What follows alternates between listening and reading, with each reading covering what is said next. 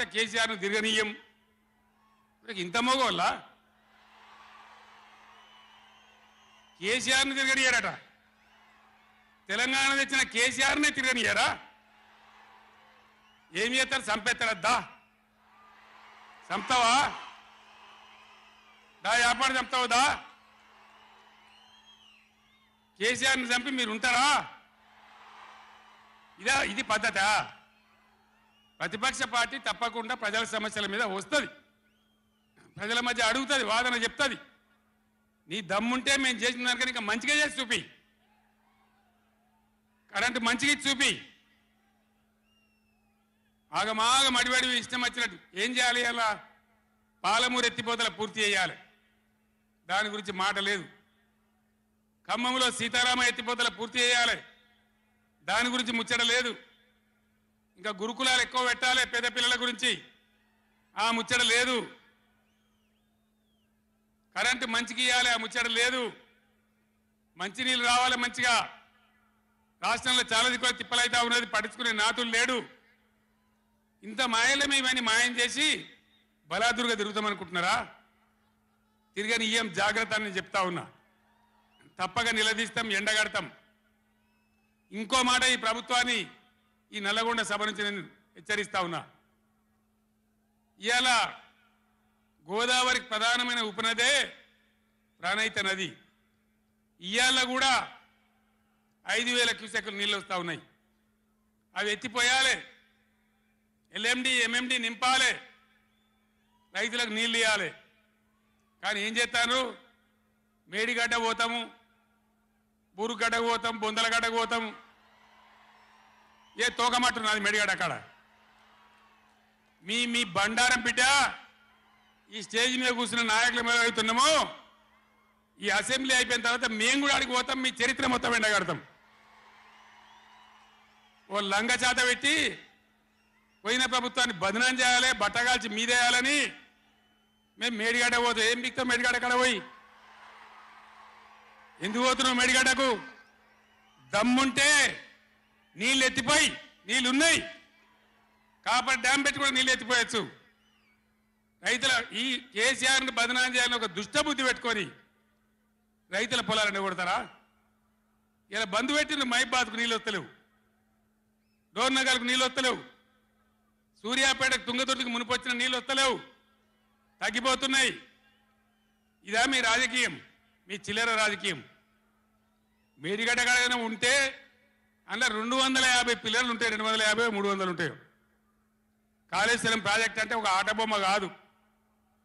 3 బ్యారేజీలు ఉంటాయి గోదావరి మీద, 200 కిలోమీటర్ల టన్నెల్స్ ఉంటాయి, 1500 కిలోమీటర్ల కాలువ ఉంటుంది, ఒక 19 సబ్ స్టేషన్లు ఉంటాయి, ఒక 20 రిజర్వాయర్లు ఉంటాయి.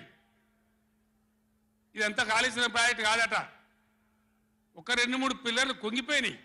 ఎన్నిసార్లు కుంగిపోలే? నాగార్జున సార్లు కుంగిపోలేదా? కడెం ప్రాజెక్టు గేట్లు కొట్టుకపోలేదా? మొన్నటిదాకా మూసీ ప్రాజెక్టు గేట్లు చక్కగా ఉండేదా? కొట్టుకపోలేదా?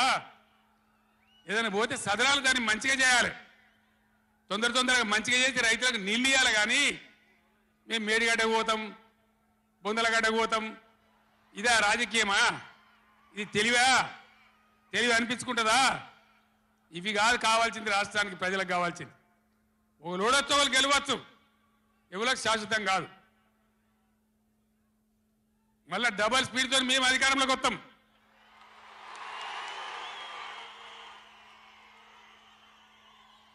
అప్పుడు మేం గిట్లే మాట్లాడన్నా, ఈ పద్ధతి అనుసరించానా? మిగిలితారా మీరు నశంలకు కూడా? ఈ అహంకారంతో, దుర్మార్గమైన విధానంతో నదుల నీళ్ళ మీద నీకు అవగాహన లేదు. నన్ను అడగనట్టు నేను చెప్పు కదా, అడిగే సంస్కారం ఉంటుందా? తెలివి ఉంటుందా?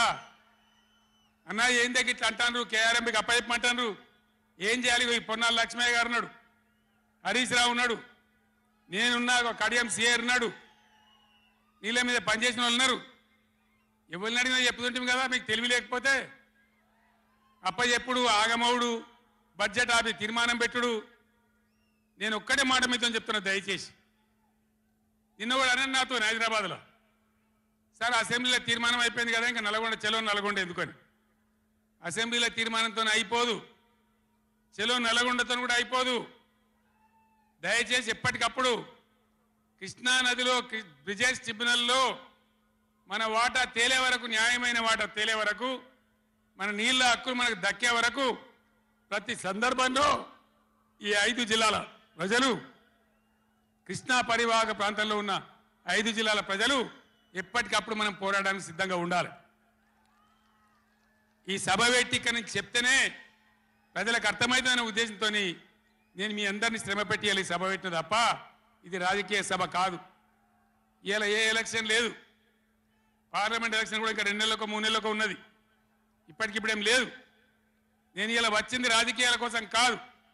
కాబట్టి దయచేసి మీ అందరిని కోరేది, ప్రజలు ఎప్పటివరకు అయితే మన హక్కుల మీద న్యాయమైన పోరాటాలకు సిద్ధంగా లేకపోతే బొండిగా విసికెత్తారు తప్ప మనకు న్యాయం జరగదు.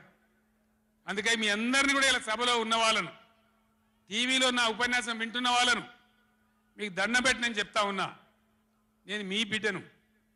15 ఏళ్ళు పోరాడి సాగు నోట్ల తలకాయ పెట్టి చివరికి సాగు దాకా పోయి ఈ తెలంగాణ తెచ్చింది నేను. అందుకే నాకు గర్జు ఉంటుంది, ఫికర్ ఉంటుంది, తన్లాట ఉంటుంది, నాశనం కావద్దనే తపన ఉంటుంది. దీన్ని అర్థం చేసుకొని ఎప్పుడు యాక్షన్ కార్యక్రమాలకు పిలిపించినా ప్రభుత్వం యొక్క దమన నీతిని ఎండగా రేపు చేయాలి, చాలా చేయాల్సి ఉంటుంది. ఇవాళకి ఇట్లా మోపు చేసిన కరెంటు రేపు ఇస్తారా? మార్చిలో, ఏప్రిల్లో, మే నెలలో ఇస్తారా? అసెంబ్లీలోనే జనరేటర్ తెచ్చిపెట్టిండ్రు, అంతపాటు గనులు. ఎన్నోసార్లు నేను చెప్పిన అసెంబ్లీలో మీరు విన్నారు. ఇదే నరేంద్ర మోడీ ప్రభుత్వం మీటర్లు పెట్టాలి, నా తలకాయ పోయినా సరే పెట్టా అని చెప్పిన నేను.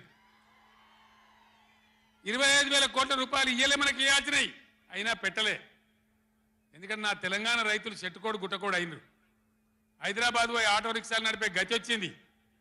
కాబట్టి వీళ్ళు మళ్ళీ ఒక దరికి రావాలి, పల్లెలు పచ్చబడాలి, రైతాంగం బాగుంటే అందరికి పని దొరుకుతుంది, చిన్న రైతు పెద్ద రైతు అందరు బతకాలని చెప్పి ఎంత మంచిగా వచ్చేది రైతు బంధు, ఎంత బ్రహ్మాండంగా వచ్చేది. మీ బ్యాంకులో పడి టింగు టింగుమని మీ ఫోన్లు మోగుతుండే. ఇప్పుడు బ్యాంకులో వడులు లేదు, ఫోన్ మోగులు లేదు. ఏం మోగుతుందిరా అంటే రోజు అసెంబ్లీలో అరుస్తా ఉన్నారు పనికి మాలిన మాటలు. అంతే కదా, మీరందరూ చూస్తున్నారు కదా. ఏం భయపడకుండా ఏం కాదు, మళ్ళా మనమే వస్తాం, అన్నీ చేసుకుందాం, ఏం కానీయం తెలంగాణను. ఈ మధ్యలో కూడా వీళ్ళు దుర్మార్గం చేస్తే కొట్లాడదాం, పోరాడదాం, మన హక్కుల కోసం నిలబడదాం. రే ఆగురా బాయ్ ఆగు.